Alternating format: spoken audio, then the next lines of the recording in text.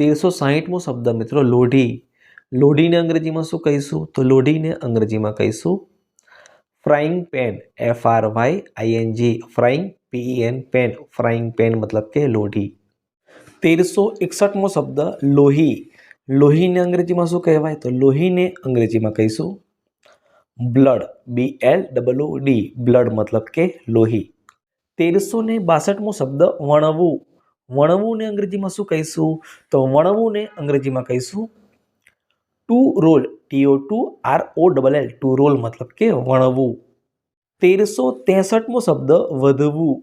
વધવુંને અંગ્રેજીમાં શું કહેવાય? તો વધવુંને અંગ્રેજીમાં કહીશું two grow, TOGROW, grow, two grow મતલબ કે વધવું. 1364મો શબ્દ વાગવું.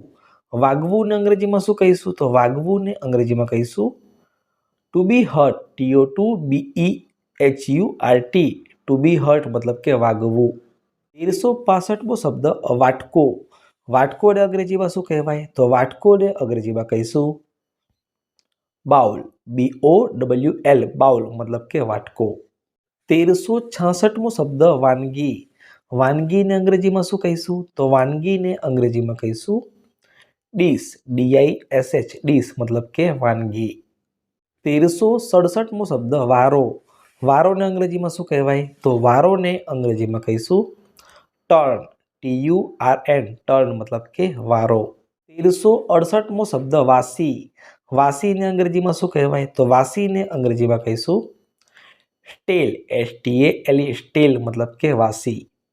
1369મો શબ્દ મિત્રો વાંકું વાળવું. વાંકું વાળવું અંગ્રેજીમાં શું કહીશું? તો વાંકું વાળવું અંગ્રેજીમાં કહીશું બેન્ડ, BAND, બેન્ડ મતલબ કે વાંકું વાળવું. એ સ્પેલિંગ મિસ્ટેક છે, સ્પેલિંગ થાય BAND, બેન્ડ મતલબ કે વાંકું વાળવું. 1370મો શબ્દ વિરામ કરવો. વિરામ કરવોને અંગ્રેજીમાં શું કહીશું? તો વિરામ કરવોને અંગ્રેજીમાં કહીશું to have a break, TOTOHAVE, have a BREAK, to have a break મતલબ કે વિરામ કરવો. 1371મો શબ્દ મિત્રો વ્યાયામને લગતું. તો વ્યાયામને લગતું અંગ્રેજીમાં શું કહેવાય? તો વ્યાયામને લગતું ને અંગ્રેજીમાં કહીશું એથ્લેટિક્સ, ATHLETICS, એથ્લેટિક્સ મતલબ વ્યાયામને લગતું. 1372મો શબ્દ શક્તિ. શક્તિને અંગ્રેજીમાં શું કહીશું? તો શક્તિને અંગ્રેજીમાં કહેવાય સ્ટ્રેન્થ, STRENGTH, સ્ટ્રેન્થ મતલબ કે શક્તિ. 1373મો શબ્દ શરદી.